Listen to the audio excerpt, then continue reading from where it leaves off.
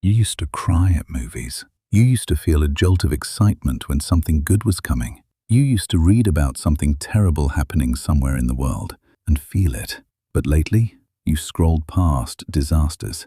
You hear bad news and nod. You watch something that would have destroyed you 5 years ago and feel almost nothing. And that scares you more than any of the bad news does. Because you're not a bad person. You know you're not. So why does it feel like something inside you is switching off? There's a name for what's happening to you. It was discovered by a psychiatrist studying the survivors of Hiroshima.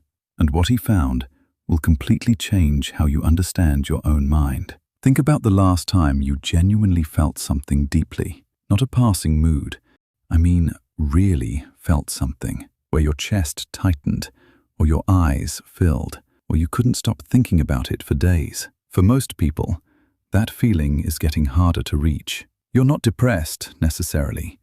You're not broken, but there's a kind of flatness, like the emotional volume has been slowly turned down without anyone touching the dial. And the strangest part? The more you're exposed to, the more you know, the more you see, the more you scroll, the flatter it gets.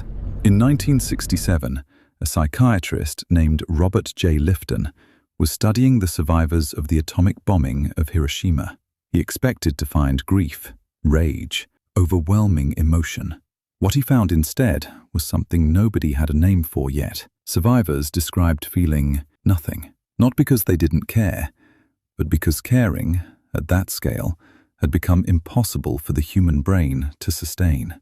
Lifton called it psychic numbing. Here's what Slovic found. When people were told about one child in danger, a single child, with a name and a face, they gave generously. They felt moved. They acted. When they were told about 2 children in danger, something happened. Not when the number reached 1,000, not when it reached 1,000,000. When it went from 1 to 2. Every day, you are exposed to more information, more pain, more outrage than any human being in history was ever designed to process. And your brain, doing exactly what it was built to do, is numbing you, systematically, to protect you. You didn't stop caring. Your brain stopped letting you. The antidote to psychic numbing isn't more information. It's less, but more singular. The brain can feel deeply for one, so give it one. You weren't built for the volume of the modern world. No human was. And the fact that you noticed the flatness, the fact that it bothers you, means the caring is still there. Your brain didn't abandon it. This is Mind Snap.